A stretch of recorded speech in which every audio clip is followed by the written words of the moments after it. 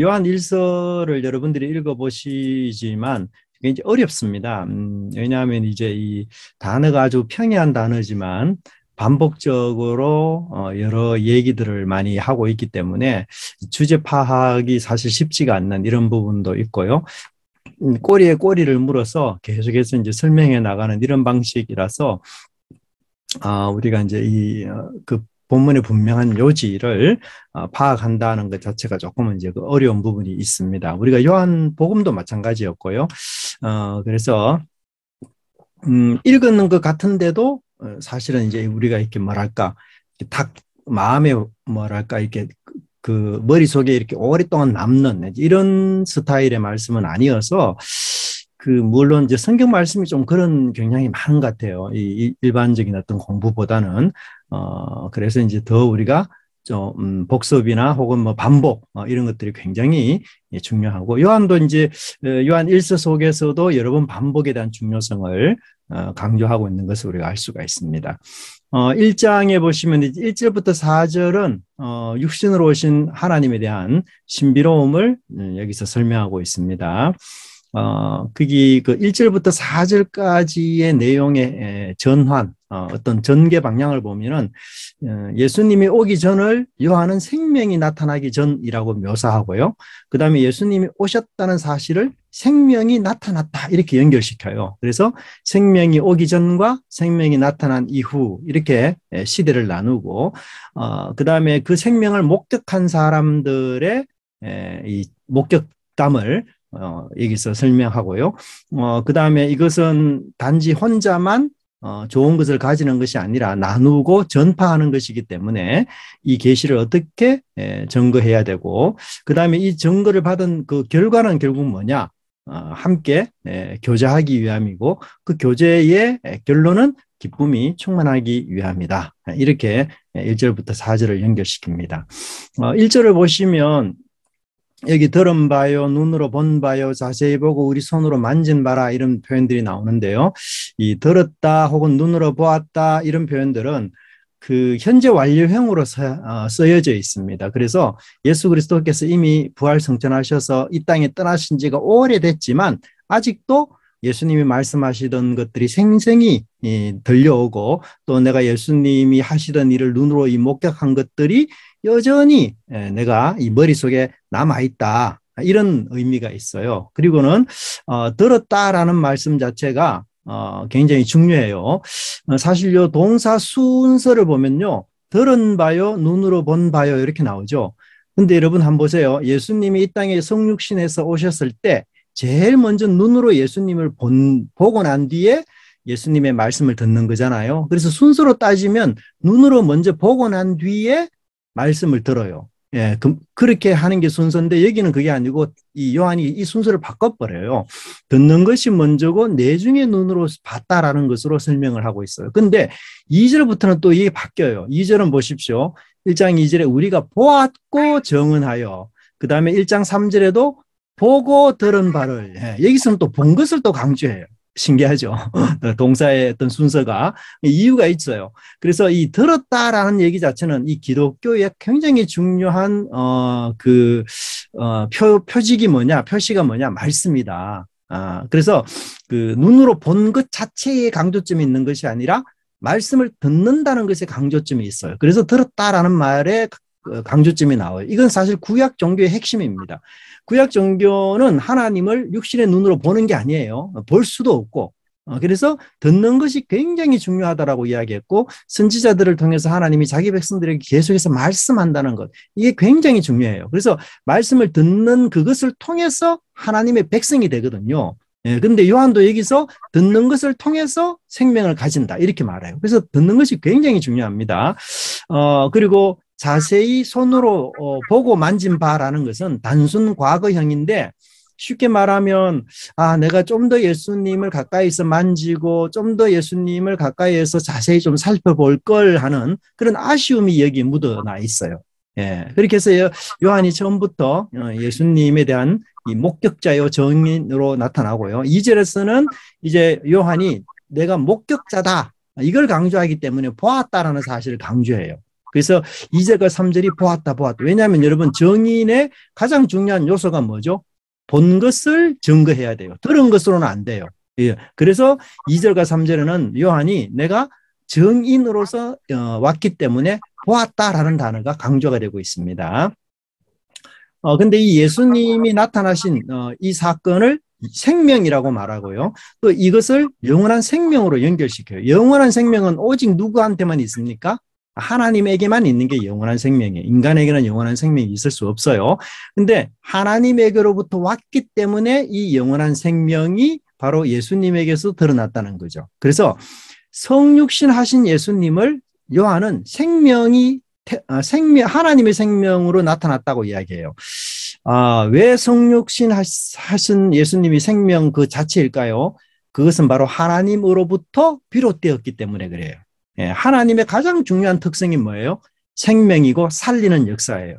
예, 그래서 뒤편에 보면 요한은 그 사단의 역사와 하나님의 역사를 대조하는데 그게 뭔가 하면 생명을 살리느냐, 사랑해서 살리느냐, 아니면 미워해서 죽이느냐, 이 두 가지를 대조해요. 예, 그래서 그 생명을 살리는 역사는 무조건 하나님의 사역이에요.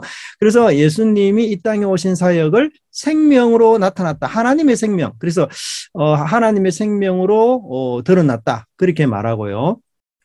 여기 나타났다라는 말 자체가 성육신이잖아요. 이것도 굉장히 중요한 표현이에요. 계시의 절정은 어떤 의미에서는 창조가 아니고 성육신 사건이에요. 왜냐하면 성육신 사건은 재창조의 출발점이요 시작점이기 때문에 그렇습니다. 예. 그래서 이 세상을 하나님이 새롭게 하시고 결국은 새하늘과 새 땅을 도래케 한다라는 가장 중요한 증거의 출발점이 어디에서 시작이 되느냐? 예수님이 이 땅에 성육신 하신 사건으로부터 시작이 돼요. 예. 그래서 이 성육신의 사건은 구약의 모든 계시의 어떤 의미에서는 그 핵심이고 절정이라고 그렇게 볼 수 있고요. 이 예수님의 성육신을 통해서 이제 새로운 세계가 도래했음을 새로운 세계, 즉 하나님의 생명이 이 활동하는 그런 세계가 도래했음을 여기서 설명해 주고 있는 것을 볼 수가 있습니다. 자, 여기 나타내신 바 되었다라는 말도 역시 성육신이잖아요. 사실은 우리가 이 이방 종교의 모든 특징이 뭐예요? 자기가 경배하는 신을 눈으로 보는 거죠. 예. 근데 구약에서는 사실 하나님을 결코 볼 수 없는 분으로 묘사돼요. 하나님이 나타나도 사실 볼 수가 없습니다. 그래서 말씀이 강조가 되잖아요. 그런데 놀랍게도 이 신약에는 성육신, 이 말씀이 직접 육신이 되어서 우리 눈에 보이도록 나타났어요. 예. 그만큼 구약과 달리 계시의 어떤 그런 독창성, 그리고 분명한 그런 강조점을 여기서 이야기하고 요한이 그만큼 이 성육신에 대해서 놀랍고 굉장히 감탄했다라는 것을 설명해 주고 있습니다. 자, 그래서 2절의 증거라는 단어가 바로 보았다라는 것과 연결이 되고요. 전한다라는 말은 뭔가 하면 많은 사람이 들을 수 있도록 소리쳐서 큰 소리로 전파한다는 뜻이에요. 기독교는 놀랍게도 전파하는 것을 통해서 생명이 이어져요. 예. 그래서 전도라만 오직 기독교는 존속이 되고요. 그래서 우리도 생명력 있는 신앙생활, 종교생활을 하려면, 말씀 생활을 하려면 그리스도를 전파하는 그것이 또 우리의 성장과 성숙을 위해서 내 속에 있는 생명을 다시 일으키는 굉장히 중요한 요점이 될 수 있다. 그렇게 볼 수 있습니다. 자, 3절은 이렇게 증가하는 궁극적인 이유는 함께 교제를 나누기 위함이다. 근데 여기 굉장히 놀라운 표현이 뭔가 하면요. 3절에 너희에게도 전함은 너희로 우리와 사귐이 교제가 있게 하려 함이라. 자, 전하게 되면요. 전하는 사람이 그리스도와 교제하는 것이 아니라 그 전함을 받은 사람이 나와 교제하게 돼 있다. 이렇게 표현하고 있어요. 자, 이게 무슨 말인가 하면요. 이미 하나님과 교제하고 있는 사람을 통해서만 하나님과 교제되고 있다는 것을 이야기해요. 그래서 이미 교제하고 있는 사람을 배제한 채 독자적으로 나는 하나님과 오직 독자적으로 대면하고 교제한다. 이건 있을 수가 없어요.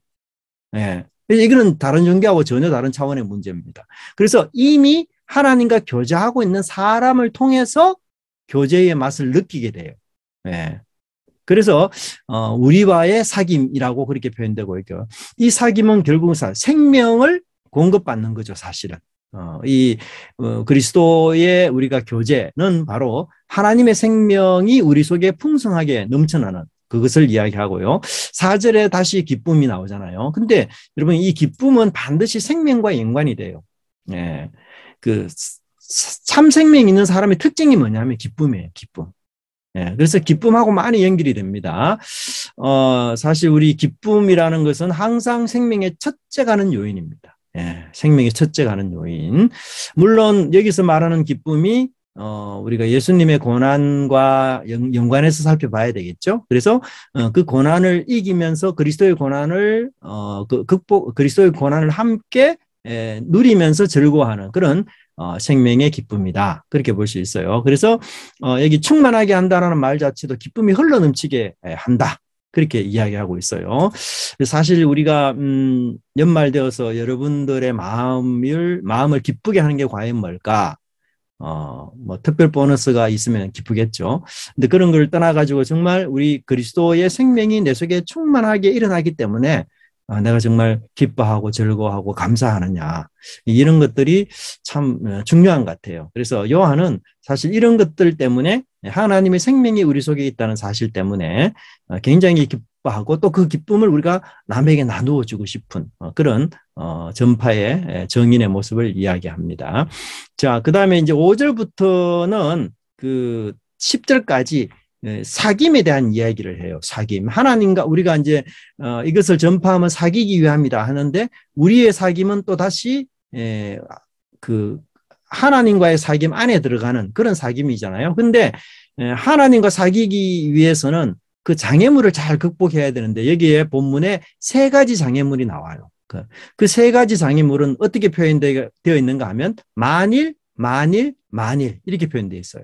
그래서 1장 6절부터 7절은 첫 번째 장애물이 뭔가 하면 어두움 가운데서 걷는 자. 나 하나님과 사귄다 이러면서 어두움 가운데서 계속 걷는 사람은 거짓말하는 자다. 두 번째 장애물이 뭐냐면 8절부터 9절에도 만일이라고 나오는데, 그게 죄가 없다라고 속이는 것. 이것도 하나님과의 사귐을 막는 장애물이다. 마지막 세 번째 장애물이 10절이에요. 그것은 뭐냐면 나는 범죄하지 않았다라는 말을 하는 것. 이것 자체가 바로 하나님과의 사귐을 막는 것이에요. 그래서 하나님과의 사귐을 막는 전체적인 그 이유는 뭔가 하면 죄가 없다는 사실, 혹은 어둠 속에 거한다는 사실. 예. 그래서 1장 5절에 하나님 복음에 대한 정의를 다시 해요, 요한이. 자, 우리가 그에게서 듣고, 들었다는 말이 뭔가 하면 복음이라는 말입니다. 복음, 복된 소식. 자, 복음서에 보면 예수님의 복된 소식은 나를 믿으더라, 그리고 회개하고 천국에 가까웠다, 이거잖아요. 근데 요한은 복음을 뭐라고 표현하고 있는가 하면 하나님은 빛이고 조금도 어둠이 없다는 사실이 복음이라고 그렇게 묘사되고 있어요. 여기서 빛이라는 이 사실 자체는 물론 하나님의 천지 창조, 빛을 창조하신 것도 연관되지만, 그것과 함께 하나님의 그런 어떤 윤리 도덕적인 선함 뿐만 아니라 빛은 또 요한의 입장에서는 생명이라고 표현되고 있어요.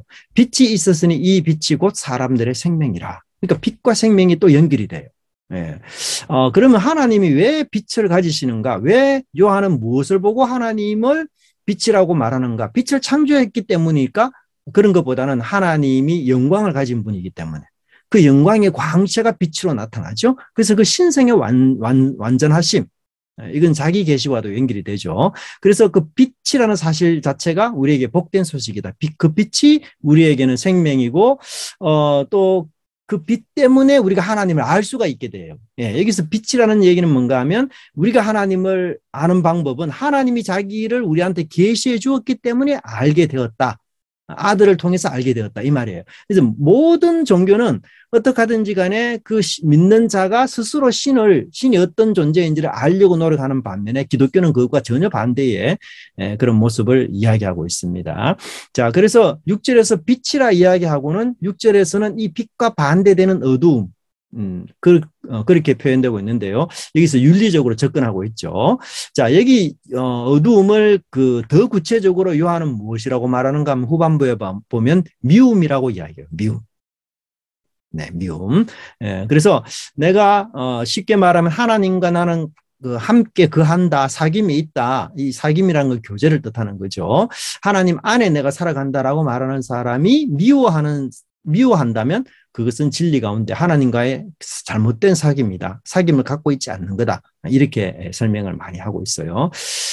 그래서 우리가 일단 하나님과 풍성한 생명의 교제를 하게 되면요, 사실 우리 속에 미움이 사라져야 된다. 이렇게 이야기를 해요. 우리가 왜 사람들을 미워하고, 그 다음에 우리 외적인 것 있잖아요. 돈이나 권력이나 지위나 명예, 이런 것들에 대해서 우리가 왜 자꾸 과장하고 부풀리고 또 그런 것들을 선호하는가 하면 사실 우리 속에 생명이 없기 때문에 그래요. 그러니까 하나님이 주시는 그 참된 생명이 우리 속에 없기 때문에 그런 것들을 부풀려서 나를 과시하고 자랑하고 드러내고 싶은 그런 욕망이 우리 속에 있는 거예요. 그죠? 그래서 궁극적으로는 그렇게 해서는 안 되고, 이제 7절에 보시면 빛 가운데 행하게 되면은 이제 사귐이 있다. 그렇게 그러면은 이제 이 빛 가운데 행한다라는 말은 하나님처럼 살아야 된다 이 말이죠. 하나님이 빛이니까. 그죠? 그리고는 빛 가운데 행할 때에 사실은 모든 죄에서 우리를 깨끗하게 한다. 그렇게 말하고 있어요. 여기서 중요한 부분은 뭔가 하면 우리 성도끼리 바른 교제, 우리가 서로 성도끼리 바른 교제가 이루어질 때 죄사함이 이루어진다는 거예요. 죄사함이. 우리가 사실은 죄를 지었을 때 나는 하나님과만 해결하면 된다. 이렇게 생각하는데 사실 그게 아니고 예수님이 마태복음 5장에서도 말씀하셨죠. 예물을 드리다가 형제에게 원망 들을 만한 일이 생각이 나거든 형제하고 먼저 화목한 뒤에 나에게 오라. 그래서 형제에게 먼저 가야 된다 그 말이에요. 그래서 진리 안에서 우리와 잘 사귀는 사람은 사죄의 용서를 받을 수 있다. 그렇게 이야기를 하고 있습니다. 그래서 그 죄에서 깨끗하게 될 수 있다. 그렇게 이야기해요. 이 죄라는 단어가 굉장히 많이 나옵니다. 이 서신에만 요한 1서에만 무려 17번이 나오는데요. 신약에서 이보다 더 많이 나오는 성경은 로마서와 히브리서 뿐이에요. 그만큼 요한은 이 죄와 싸우는 우리 그리스도인들에 대한 얘기를 계속 지속적으로 말하고요. 또 8절에서도 역시 이 죄가 없다 말하면은 하나님을 속이는 것이다. 여기서 말하는 죄라는 것은 이제 우리 어떤 그 죄의 본성이라고 볼 수 있죠. 본질. 그래서 내가 죄가 없다 이러면은 결국 예수님의 구속을 부인하는 게 되잖아요. 그래서 이런 부분에서 우리가 죄를 항상 경계, 조심해야 되는 것을 뜻하고 있고요. 그 죄를 짓기 때문에 또 그 죄 사함을 위해서 예수님을 우리 가운데 모셨기 때문에 결론적으로 우리는 죄와 투쟁을 강력하게 전개해야 되는 그런 사람이다. 그것을 이야기해요. 여기 재밌는 사실은 죄가 없다고 부정하면 예수님이 더 가까이 오실 것 같은데 그게 아니고 죄가 없다고 말할 때는 오히려 예수님이 안 계신다. 이렇게 말한다는 거죠. 그래서 예수님이 우리 안에 계신다는 사실은 우리가 그 본질적인 죄가 없어지는 그런 것이 아니고 주님과 함께 계속 거하면서 그 죄에 대한 용서함을 계속 지속적으로 받아가는 그런 것을 이야기하고 있습니다. 그래서 이것은 이제 요한이 이 서신을 쓸 당시 이 어떤 그 이단들 특별히 어떤 이단입니까? 예수님을 믿고 난 이후에 이제 우리는 완전한 구원을 얻게 된다. 완전주의자들. 우리 이제 성결교단이나 혹은 이런 교단에도 보면은 뭐 제2의 거듭남 이후에는 우리가 완전해진다. 그렇게 해서 뭐 죄를 육신으로만 짓지만 영은 뭐 전혀 괜찮다. 뭐 이런 좀 과한 교훈이 있을 수 있거든요. 그래서 요한은 그런 어떤 잘못된 교리에 대해서 계속해서 우리가 완전주의에 있을 수 없다. 그렇게 이야기를 하고요. 여기서도 이제 죄를 자백하는 것. 여기서 자백한다는 말이 뭔가 하면요. 신앙 고백한다 이 말이에요. 신앙 고백. 그래서 우리 예배 시간에 우리 회개의 기도를 넣는 것. 이거는 너무 필수적이고요. 왜냐하면 그 예수님을 내가 주로 고백한다는 얘기는 뭔가 하면 죄를 고백한다는 뜻과 똑같아요. 그래서 죄에 대한 고백 없이 예수님을 주로 인정한다는 것은 있을 수가 없어요. 그럼 만약에 죄에 대한 고백 없는 그리스도는 어떤 사람이 되느냐? 도덕적으로 훌륭한 교사에 불과하고 뭐 선지자에 불과한 것이고 세상을 혁명시키는 혁명가로 불과한 거죠. 이제 그런 예수님은 우리가 믿는 게 아니죠. 그래서 죄가 용서되는 일은 반드시 죄의 신앙 고백, 예, 그래서 공식적인 죄의 사과함 이런 것과 반드시 연결이 돼요. 그래서 우리 초대교회 때는 보면요, 사람들이 잘못하고 이러면 즉각 자기 체면 둘째치고, 내가 형제 잘못했다, 용서해달라, 이런 일들이 있었잖아요. 근데 요즘은 사실 잘 그런 일이 없어요. 예, 우리 한국교회에서도 성도들끼리 이렇게 다투고 하면은 진정하게 용서를 공개적으로 구하고 이런 것도 없고요. 또 공개적인 죄에 대해서 내가 공개적으로 교회 앞에서 잘못했다, 용서해달라, 이런 어떤, 그래서 함께 그런 것에 대해서 우리가 고백을 받아들이고 이런 게 없어요. 그래서 죄는 사실 감정이 아니거든요. 그리고 죄라는 것은 하나님의 공의의 법에 어긋나는 불법이에요. 불법. 여기서 말하는 불법이 하나님의 공정한 법에 어긋나는 거예요. 그래서 그 공정한 법에 어긋났다는 얘기는 공의를 훼손했다는 뜻이에요. 그래서 그 불법에 대해서 내가 고백하는 것이 참 중요합니다. 그래서 고백이 우리 죄사함의 중요한 요소가 돼요. 자, 세 번째 그릇된 생각은 범죄하지 않았다는 것. 우리 죄의 본성은 사실 제거되지 않았죠. 그래서 이 완전에 도달했다는 잘못된 생각, 이것을 우리가 버려야 되고요. 예수님이 우리 속에 왔다는 사실 자체는 우리가 무죄하게 된다. 죄에 대해서 이제 완전한 어떤 그런 자유의 사람이 된다. 이게 아니라는 거죠. 그래서 오히려 죄와 계속해서 싸워야 되는 그런 부분을 설명해 주고 있습니다. 자, 2장에서 보시면 1절과 2절은 화목제물에 대한 얘기를 하고 있어요. 그러면 이 죄가 도대체 어떻게 해결이 되는가? 그것에 대한 얘기인데요. 1절에 보시면 나의 자녀들아. 여러분 이제 성경에 보면 그 독자들을 자녀들아라고 부르는 사람은 요한밖에 없어요. 근데 이 자녀들아라고 부르는 사람은 그럼 누가 이 말을 처음으로 시작했는가? 예수님이에요. 예수님은 소자여. 이게 자녀들이란 뜻이거든요. 소자여. 예수님이 사실 이 말의 창시자입니다. 근데 요한은 그 예수님이 하던 말의 어법, 언행을 그대로 본받아가지고 자녀들아 이렇게 표현해요. 물론 여기서 요한이 나이가 굉장히 많이 된 이런 부분도 물론 있지만 그만큼 요한은 어떤 의미에서는 그 여러분들이 왜 사랑하고 존경하고 막 흠모하면 그 사람이 하는 어투 말까지 다 막 본받으려고 하잖아요. 그렇죠? 예, 그래서 한때 뭐 연속극 우리 한국에 유명하게 모든 사람이 다 보는 그런 연속극의 주인공들이 하는 말, 그 말투 막 우리 애들이 따라하거나 막 이러잖아요. 우리도. 네, 똑같아요. 그래서 요한이 이렇게 사랑하는 자녀들아, 나의 자녀들아, 혹은 사랑하는 자녀들아 이런 표현들을 쓴다는 것은 그만큼 예수님을 그가 깊이 본받고 흠모하고 존경하고 그래서 그 예수님이 하는 말투까지 내가 따라하고 싶어하는 이런 요한의 모습을 우리가 볼 수가 있습니다. 자, 2장 1절에서는 죄를 범하지 않도록 하기 위해서 썼다라고 말해요. 우리 저 앞에서는 요한이 내가 이것을 쓴 것은 너희와 사귀기 위함이다. 또 너희 기쁨을 충만하게 하기 위함이다. 이런 표현을 썼잖아요. 근데 2장에서는 이 방향을 조금 달리해서 죄와 연관해서 이야기해요. 그래서 사귐을 방해하고 또 기쁨을 없애는 게 뭐냐? 범죄예요, 범죄. 예, 그래서 죄를 범하게 되면은 우리 그 그리스도 안에서의 교제가 이 방해를 받죠. 뿐만 아니라 우리 기쁨이 상실돼요. 생명의 기쁨이. 예, 그래서 범죄하지 않도록 하기 위함이다. 그렇게 말하고요. 그러나 앞에서도 말했던 것처럼 범죄하게 되면 우리에게는 대언자 변호사가 있다. 그렇게 표현하고 있습니다. 이 대언자 사상은 구약에도 나와요. 구약에도 하나님과 이 이스라엘 백성들을 중재하는 사람들, 예를 들어 모세와 같은 사람들, 선지자와 같은 사람들, 이런 사람들이죠. 근데 이 중재자의 최고의 완성이 바로 변호사, 즉 예수님이시다. 한 분밖에 없는 그런 분이시다. 그렇게 설명을 하고 있습니다. 특별히 이 본문에서는 의인이라는 말이 굉장히 강조가 돼요. 그 변호인의 자격이 뭐냐? 의인이어야 돼요. 의인. 네. 그래서 하나님의 법을 따라서 온전하게 살았던 흠이 없는 의로운 사람, 하나님의 구속 계획을 완전히 이룬 사람. 그래서 예수님을 의인. 그래서 그 예수님을 믿는 우리에게도 의인이라는 그런 은혜로운 칭호가 주어진 것이죠. 자, 2절에 보시면 그 화목제물로 나오는데요. 예수님은 우리가 이제 화목제물 하면 이제 구약의 여러 제사 중에 화목제를 우리가 보고 되는 거죠. 그래서 여기는 하나님이 죄를 지었을 때 일단 진노하시는데요. 그 진노에 대한 해결책.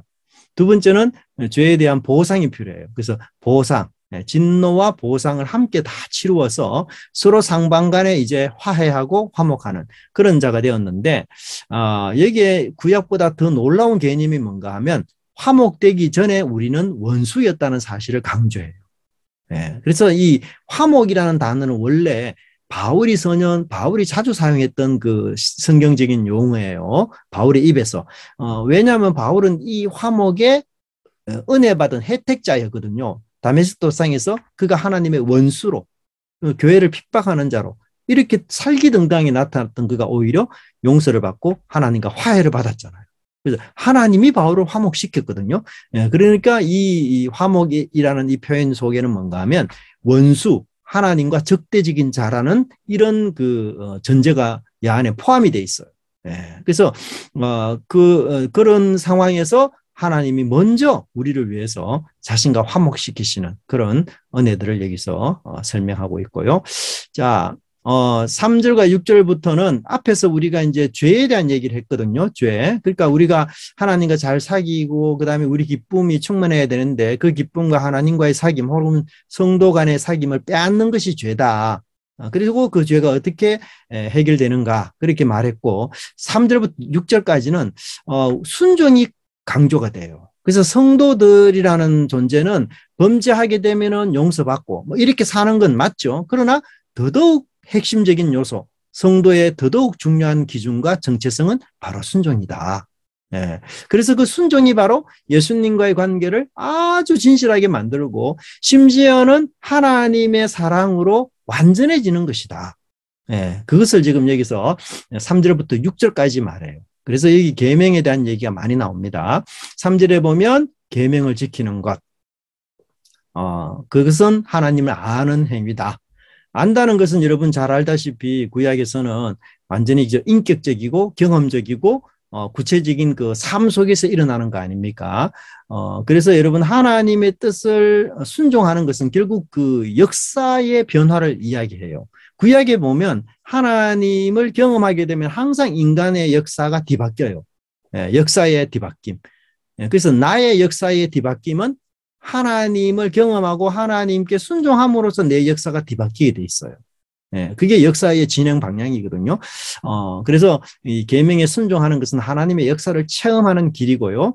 구체적인 계명은 사랑의 계명이죠. 그리고 4절에 보시면 안다는 것과 계명을 지킨다는 것은 함께 가는 것이다. 그러나 그 사랑의 계명을 지키지 않는 것은 거짓말하는 것이다. 그래서 우리 교회는 어떤 의미에서는 사랑의 교제를 나누는 교회가 되어야 되죠. 그죠? 근데 5절에서는 또 다시 말씀을 지키는 자라고도 표현되고 있습니다. 여기 지킨다는 것은 열정을 갖고 아주 부지런히 지키는 것을 뜻해요. 열정을 갖고. 그리고는 그 하나님의 사랑이라는 것은 신비, 감정이 아니고 순종으로 나타나지 않습니까? 그래서 하나님이 우리한테 보여준 사랑도 예수님을 통해서 실체적으로 나타났던 것처럼 우리가 그런 하나님의 사랑을 순종하고 실천하게 되면은 우리 역시 그 실천함으로써 하나님의 사랑이 온전하게 된다는 것을 이야기해요. 즉 하나님이 우리를 사랑한다는 것의 가장 구체적인 방법을 아들을 통해서 아들 안에 계시하고 구체화시켰거든요. 근데 그 아들의 사랑을 받은 우리 역시 그런 사랑으로 살아가는 것을 하나님의 사랑이 온전케 되는 거하고 똑같이 그렇게 표현되고 있습니다. 여기서 이제 처음 우리가 사랑이라는 단어가 나오긴 하지만 이 요한 1서 서신에서요 모두 18번이 나와요. 그래서 이 사랑이라는 단어는요 그 요한 1서보다 더 많이 사용해서 강조하는 신약 책이 없어요. 요한 1서는 짧거든요. 짧은데도 사랑이라는 단어를 무려 18번이나 써요. 얼마나 사랑을 강조하는지 여러분 아시겠죠, 그죠? 그런데 이 하나님의 사랑이라는 것은 사실 공의를 무시하는 게 아니에요. 우리가 자칫 이제 하나님의 사랑을 오해를 많이 해요. 그냥 윤리처럼 또 그런 식의 또 공의는 또 무시되는 것처럼 전혀 그렇지 않습니다. 은혜라는 말은 자칫하면은 우리가 그냥 아이고 보기 좋은 대로 눈에 좋은 대로 혹은 우리가 다 뭐예요? 합의하고 서로 시끄럽지 않는 이런 범위에서 뭐 이렇게 일하는 것. 이걸 은혜라고 생각하는데 절대로 그렇지 않습니다. 하나님의 사랑은 반드시 공의를 충족시켜요. 예, 여러분, 공의가 먼저겠어요? 사랑이 먼저겠어요? 공의가 먼저입니다. 예, 그렇죠? 공의 때문에 내가 죽을 죄인이었는데 하나님께서 그 공의를 예수를 통해서 만족시키시고 나를 사랑하셔서 구원하셨잖아요. 그러니까 공의와 사랑은 뭐예요? 이 반대되는 개념 아니에요. 우리 자칫하면은 공의를 무너뜨리고 사랑을 세운다든지 사랑을 무너뜨리고 공의를 세운다든지 이거는 성경에서 말하는 그 하나님의 사랑 아닙니다. 그죠? 그래서 우리가 지혜가 필요해요. 그래서 우리 그리스도인들이 기도하면서 지혜롭게 이 공의와 정의를 다 살리는 방법이 뭔가를 생각하지 않으면 안 되는 겁니다. 그죠? 자, 6절에 보시면 이제 그의 안에 산다고 하는 자는 바로 주님이 걸어가신 것처럼 자기도 그렇게 행하는 것이다. 그래서 그 주님은 자기를 내어주는 사랑이었죠. 내어주는. 주님이 어떻게 해서 그 내어주는 사랑, 이런 사랑을 했을까? 그것은 바로 주님이 하나님과 풍성한 생명으로 연결되어 있기 때문에 하나님과 풍성한 생명으로. 그래서 우리 안에 그리스도께서 역사하셨던 그 생명이 우리가 동일하게 하나님과의 생명과 풍성한 생명과 연결되어 있기 때문에 그리스도가 행했던 것처럼 주님이 걸어가셨던 것처럼 우리도 그렇게 걷고 사랑하고 행동해야 된다. 그렇게 설명하고 있습니다.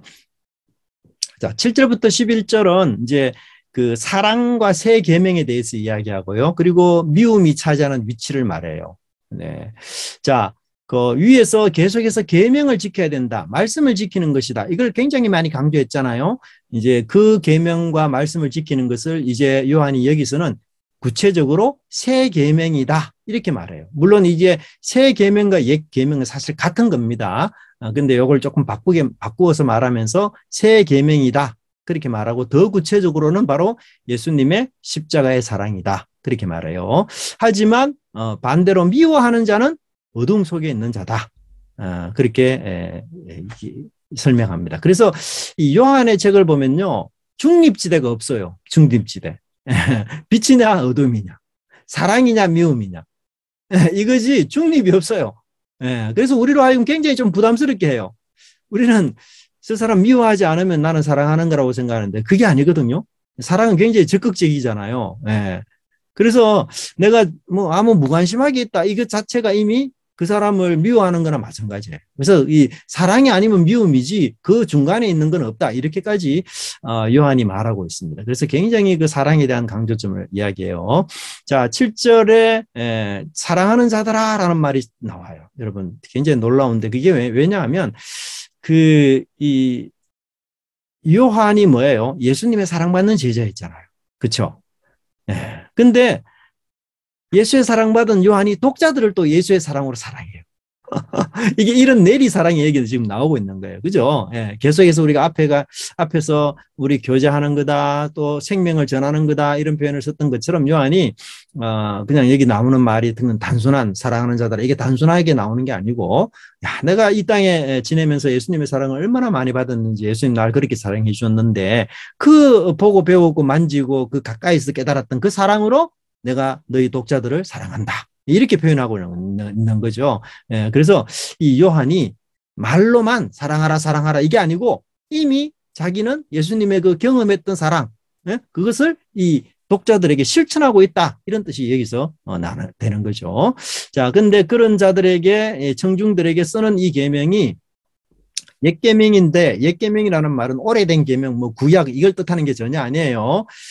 거기 보시면 7절에 너희가 들은 바 말씀 이거니와 이 말은 뭔가 하면 너희가 처음 복음을 받았을 때 이 말이에요. 너희가 처음 복음을 받았을 그때의 십자가 복음을 들었는데 그것이 옛 계명이다.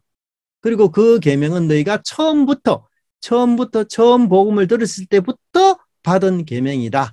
그렇게 말해요. 그런 측면에서 내가 새 계명, 새로운 계명을 지금에 와서 그 예수님의 십자가의 계명보다도 더 놀라운 어떤 새로운 계명을 내가 너에게 쓰는 게 아니다 이 말이에요. 그래서 이미 이 독자들은 예수님을 처음 믿을 때 십자가의 그 계명, 첫 사랑의 계명을 이미 받았어요. 그런데 8절에 내가 다시 새 계명을 쓰노니 이 세 계명이 뭐냐 하면 그 질적인 계명을 뜻해요. 질적인. 세 계명이 이제 그 사실은 사랑하라는 계명은 구약에도 나와요. 하지만 구약과 신약의 차원이 다른 그 계명이 뭔가 하면 구약에서는 원수 사랑에 대한 계명이 나오지 않잖아요. 내 이웃을 사랑하라는 계명이 최고의 계명이라고 한다면 신약에서 예수님의 이 사랑의 계명은 원수를 위해서 친히 자기 목숨을 내어놓고 확정해서 자기를 주시면서까지 한 그 사랑. 그 사랑은 구약에는 존재하지 않는 사랑이에요, 사실. 그러니까 그것은 너무 새로운 거죠. 예. 예, 그 세 계명. 세 계명을 써놓으니 그에게와 너희에게도 그에게는 누군가 하면 예수님이에요. 예수님이 실제로 이 세 계명, 사랑의 계명을 순종하여 성취하셨고 그다음에 너희도 이 십자가 복음을 듣고 그것이 참된 것이라는 것을 깨달았다 이 말이에요. 예. 그렇죠? 근데 그것을 다시 요한은 어둠과 빛의 대조로 봐요. 그래서 사랑하는 것은 뭐냐? 빛이다. 사랑은 빛이다. 생명이다. 근데 미워하는 것은 어두움이다. 그렇게 설명을 하고 있어요. 네. 자, 이는 어두움이 지나고 참빛이 벌써 비칩니다. 이 참빛이 언제부터 비쳤습니까? 예수님이 십자가에 돌아가시면서 그 참사랑, 구약에는 있지 않는 새 계명의 그 사랑이 이제 비추기 시작한 것이고 이 비침의 경험을 한 사람들이 요한의 독자들이에요. 그렇게 함으로써 이 땅에 사망이 지배하던 이 땅에 점점 그 사망의 어두움이 사라져가고 있는 이런 상황을 여기서 설명해 주고 있습니다. 여기서도 역시 요한은 이제 죄와 투쟁하는 삶을 강조하고요. 예수님의 십자가의 그 사랑이 뭐 한꺼번에 모든 사람에게 그냥 다 확산되는 게 아니고요. 점점 전파되면서 어두움은 점점 물러간다. 그렇게 설명을 하고 있습니다. 자, 그리고 9절에서는 이제 미워하는 자는 어두움에 있는 것이다. 네. 우리 한국 사람 참 미워하기 잘하는 민족이죠. 그죠? 또 남을 잘 깎아내리고 또 사대주의 사상에 또 붙잡혀서, 내 옆에 있는 사람은 중요하게 여기지 않고, 멀리 다른 곳에 있는 사람 아주 중요하게 이렇게 여기는 그런 어떤 이런 마음들이 참 많아요.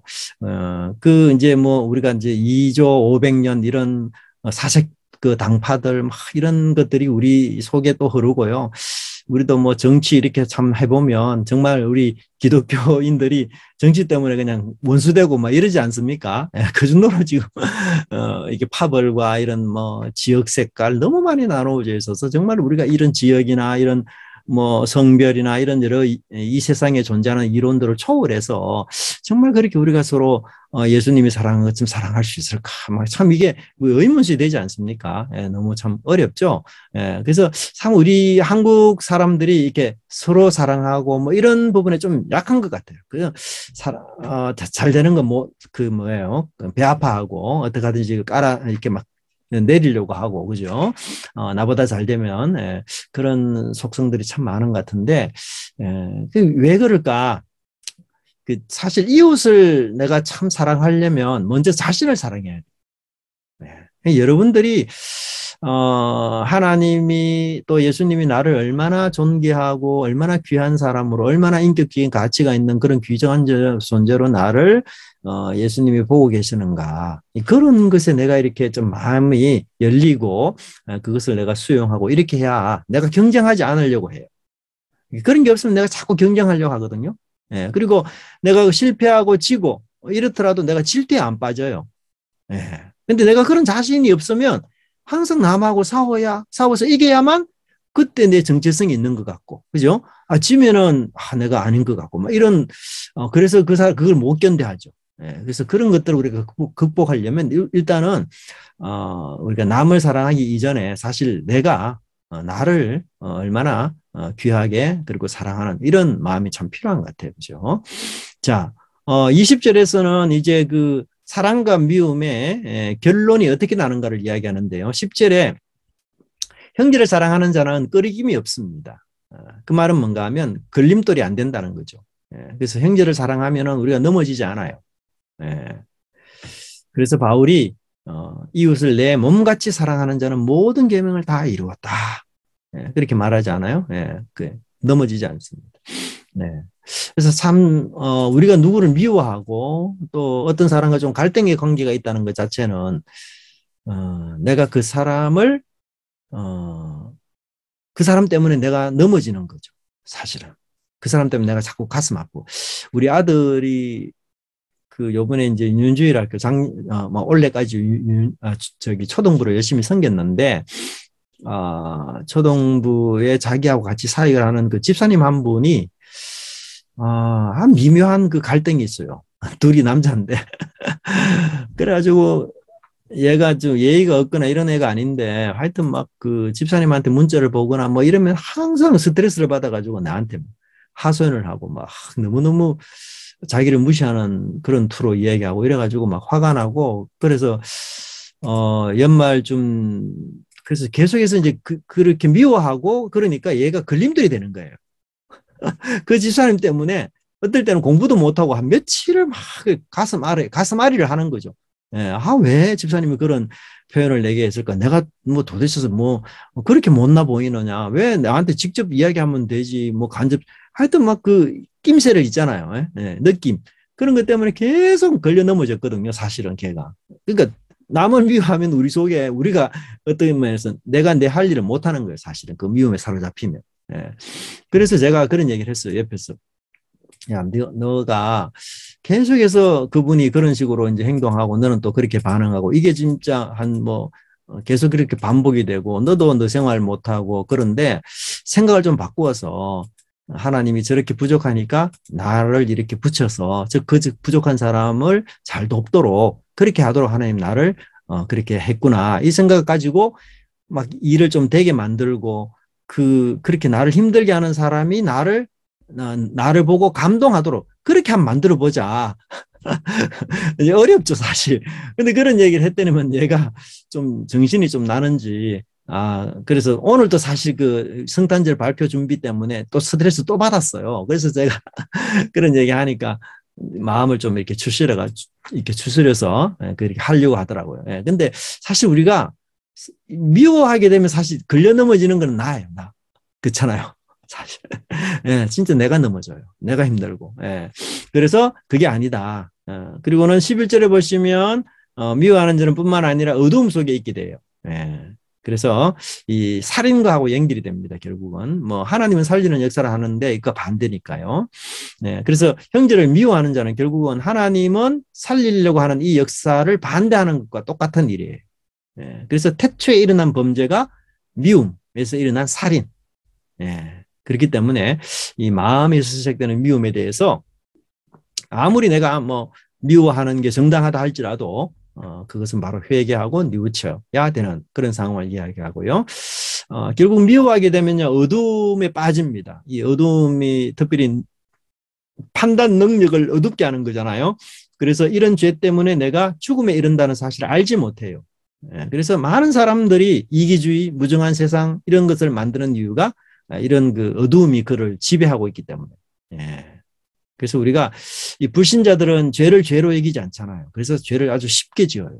근데 우리도 사실 죄 짓는데 면역이 돼 있으면 이제 어두워 있는 그런 상태라는 거죠. 그래서 우리 양심을 굉장히 예리하게. 예. 그래서 이 죄 짓는 것을 쉽지 않게 생각을 하는. 그래서 미워하는 이런 부분도 그렇고요. 그 다음에 12절부터 14절은 이제 가족에 대한 얘기를 해요.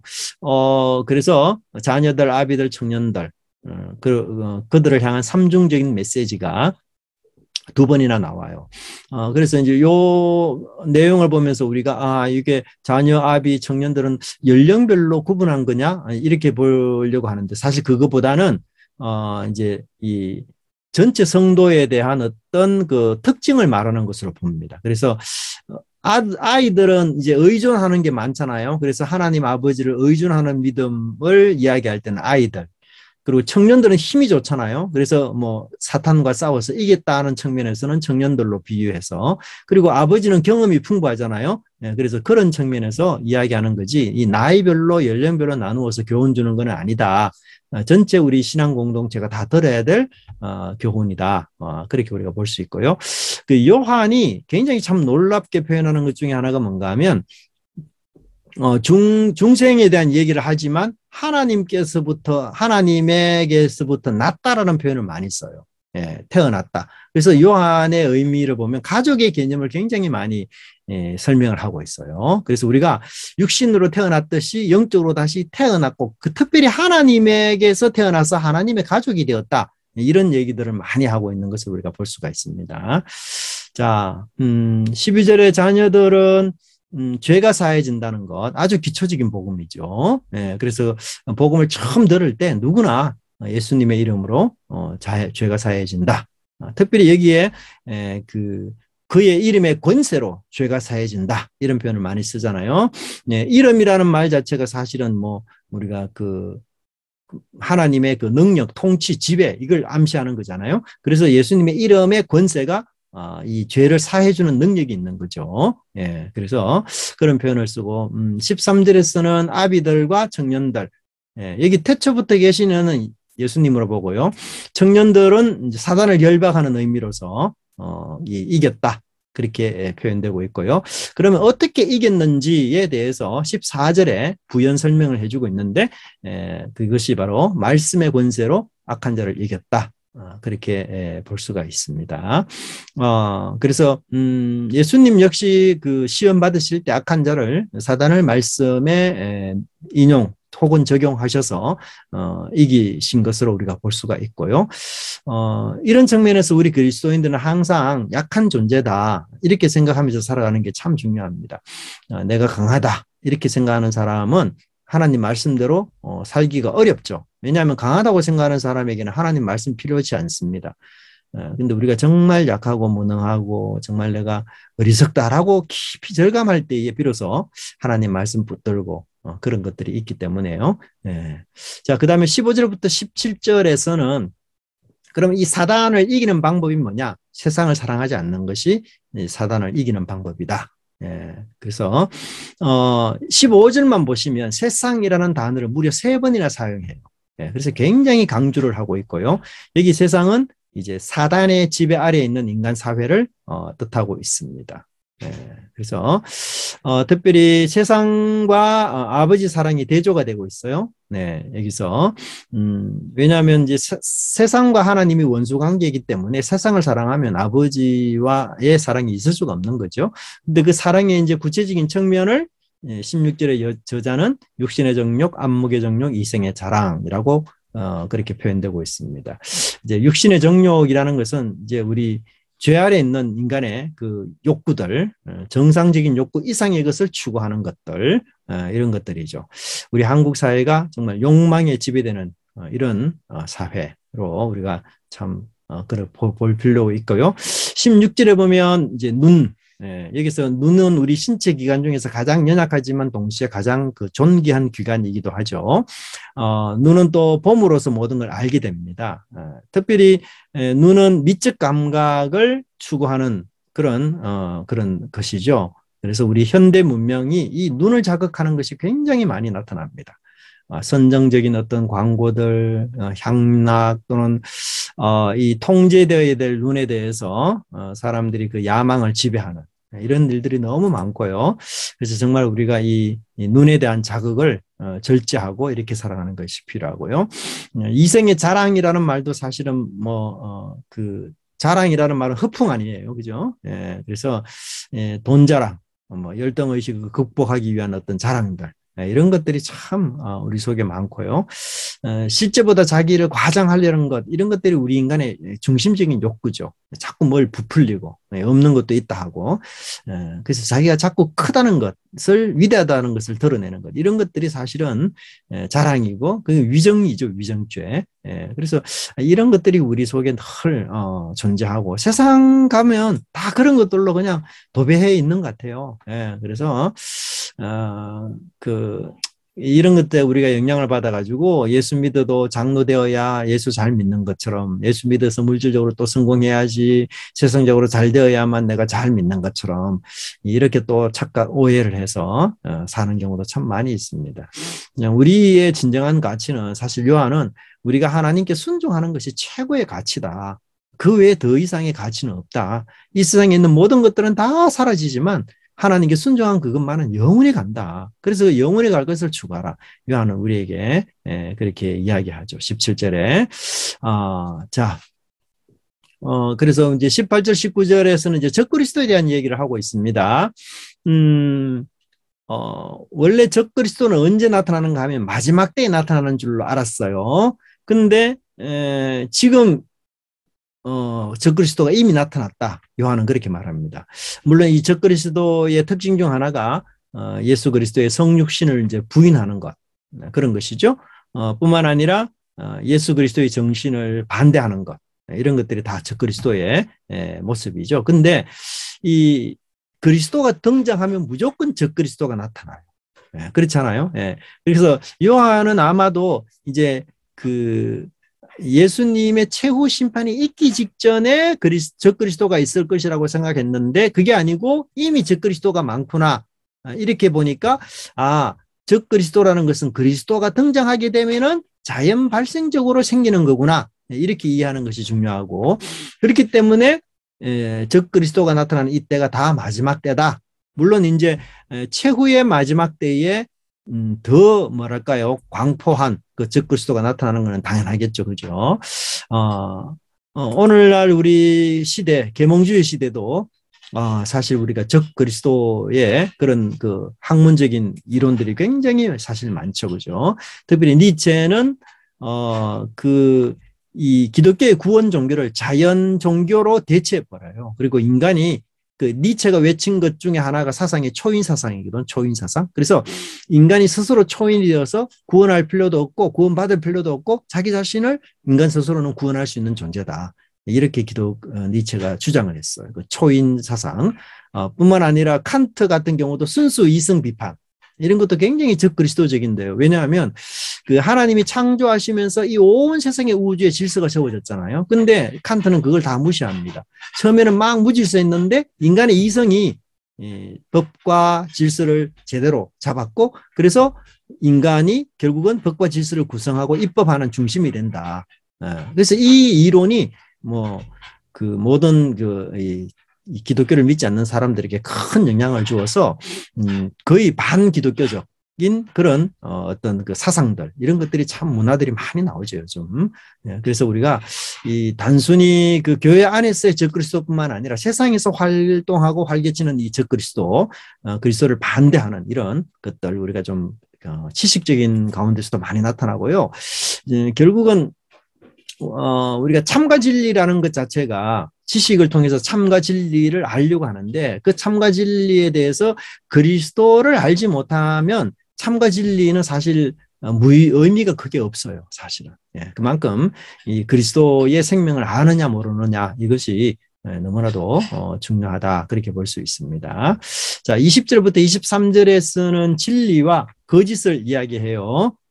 그래서 특별히 20절에 보면 기름 부음을 받았다, 이게 성령을 이야기하거든요. 근데 언제 기름 부음 받았어요? 그 오순절날 성령 세례 받았을 이 상태를 요한은 기름 부음 받았다, 그렇게 설명을 해요. 그리고 이 기름 부음은 현재 동사입니다. 그래서 한 번 기름 부음 받은 것은 떠나지 않고 영원히 계신다, 이렇게 볼 수 있어요. 그래서 자칫 오해하면은 성령의 기름 부음을 거듭해서 연속적으로 받아야 하느냐, 이렇게 보는데 그게 아니고, 성령의 기름 부음은 구원과 연관이 있기 때문에 한 번 받으면 그것이 지속되는 것을 뜻하고 있습니다. 그리고는 그러면 성령이 오셔서 우리에게 뭘 하시는가? 모든 것을 안다라는 말은 그 진리의 지식, 특별히 구원에 관한 진리의 지식에 대해서 잘 깨닫는다, 이런 뜻을 이야기하고요. 20절에서 안다라는 말을 그 21절에서는 진리를 안다, 이렇게 이야기해요. 진리를 안다. 그 진리가 뭐죠? 생명이고 빛이고, 그것이죠. 그리고는 거짓과 반대되는 그런 것임을 여기서 이야기하고요. 22절에 보면 결국은 거짓말하는 자는 그리스도이심을 부인하는 자다.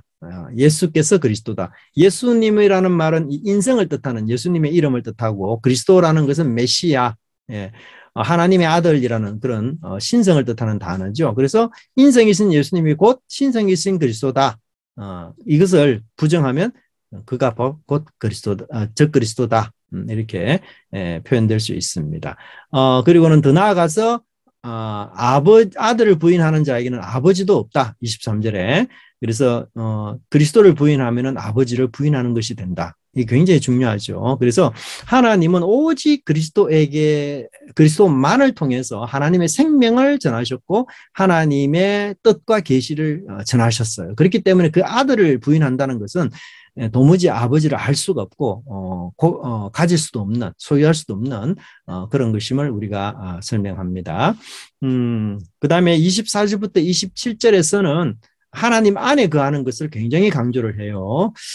놀랍게도 이게 상호 상호 내주 이런 표현들을 여기서 많이 씁니다. 그래서 아들과 아버지 안에, 아버지와 아들 안에 그렇게 거하는 것처럼 우리도 아들 안에, 또 우리도 아버지 안에, 또 아버지가 우리 안에 이런 식의 상호 내주를 엄청 많이 강조하면서 이런 것들이 지속적으로 주님 안에 있도록 그렇게 만들어가는 것임을 이야기합니다.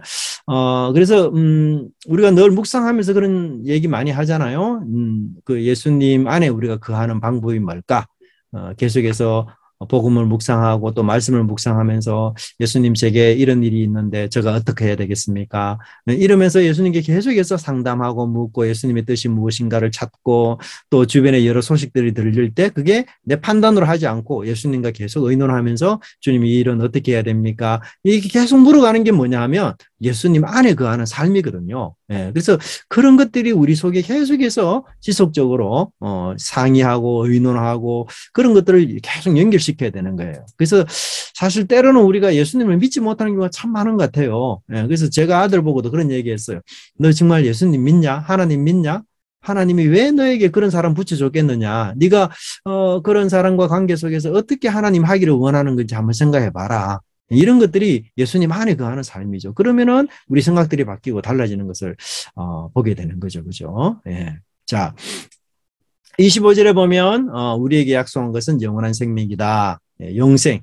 그럼 영생은 어떻게 사실은요. 구약에서 계속해서 강조하는 건 영생이에요. 이 성경에서 말하는 가장 핵심은 사실 영생입니다. 영생.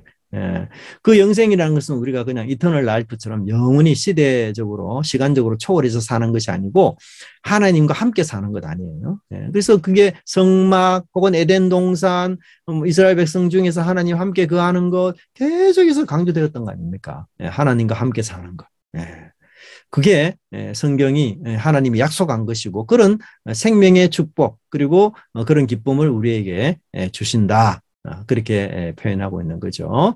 네. 자, 역시 26절과 27절에서는 미혹하는 자들에 대해서 조심하라. 그렇게 표현되고 있습니다. 미혹하는 자들은 사실은 이제 미혹한 자들을 조심하기 위해서 뭐가 필요한가 하면 성령이 필요해요. 성령. 그래서 27절에서 기름 부음이 다 가르쳐 준다. 이렇게 말해요. 그래서 성령께서 가르쳐 주시는 게 뭔가 하면 복음이죠. 복음. 사도들이 전한 복음. 그래서 기독교의 가장 기본적이고 근본되는 이 뼈대 교리를 우리가 굳게 잡고 있고 그것을 되새김질하게 되면 미혹에 빠지지 않아요. 예. 미혹하는 자들의 특징이 뭔가 하면 이 성령께서 가르쳐 주신 기본 진리를 흔드는 사람들입니다. 예. 그래서 성령은 진리의 영이죠. 한마디로 진리의 영. 그래서 성령을 잘 따르게 되면은 참과 거짓, 불의와 거짓, 이런 것들을 다 구분하게 돼요. 예. 그래서 그것들을 성령께서 잘 깨닫게 알게 하신다. 그렇게 말하고요. 근데 이제 28절에 보면 확신이 필요하다. 이렇게 말해요. 강림하실 때에 담대함을 얻어서 우리가 부끄럽지 않게 하려 합니다. 우리가 하나님 안에 거해야 되는 이유 중에 하나가 뭔가 하면 결국은 예수님께서 이 땅에 오실 때에 그때에 우리가 부끄러워하면 안 된다. 심판주로 주님이 나타나실 때에. 그래서 우리가 담대하고 떳떳함을 갖고 당하지 않기 위해서 주님 안에 거해야 된다. 그러니까 주님 안에 거하는 삶은 쉽게 말하면 어떻게 하든지 죄를 피하려고 하고 그리고 범죄했을 경우에는 재빨리 하나님과 화해하고 회개해서 내가 다시 깨끗한 상태로 계속 유지하려는 것. 이게 그래서 뒤편에 보면은 이제 주님을 소망하는 자마다 자기를 깨끗게 한다. 이런 얘기 나오거든요. 이제 3장에 들어가면. 그래서 깨끗하게 하려고 계속해서 노력하는 자들, 이런 자들이 주님의 심판대 앞에 섰을 때에 뭐예요? 떳떳함을 가진다는 거죠. 예. 그렇지 않고 우리가 탈선할 때가 많고요.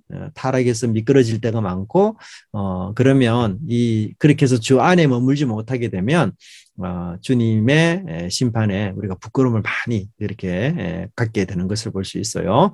자, 29절에 보면은 낫다라고 표현되잖아요. 낫다. 자, 29절은 자녀들아라고, 28절은 자녀들아라고 시작해요. 근데 29절은 난 줄을 알라라고 끝납니다. 그래서 28절에서는 미래의 재림에 합당한 삶이 뭐냐? 그러려면은 주 안에 거해야 된다. 그리고 29절에서는 과거 예수님에게서, 하나님에게서 내가 완전히 새롭게 태어났기 때문에 그래서 우리는 의를 행해야 된다. 이렇게 권면하고 있는 거예요. 예. 자, 네, 이렇게 해서 마치도록 하겠습니다.